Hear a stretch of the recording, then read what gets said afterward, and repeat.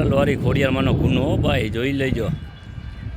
આની અંદર રાજાએ 9,999 કોહો માંડ્યા હતા તો આ ગુનો ખાલી નહોતો જો, ખાલી માતાજીનું ડેગરું જ નીકળ્યું હતું. અને કારા ઉનાળે અહીંયા વરસાદ થયો તો ચાલુ નદીઓમાં પાણી. જો આ નદી રહી જોઈ લો, અમે પુલ પાસે દેખાય નહીં નદી. આ હોહરો માતાજીનો ગુનો જ છે ખોડિયારમાંનો, જોઈ લો, જોઈ લેજો ભાઈ.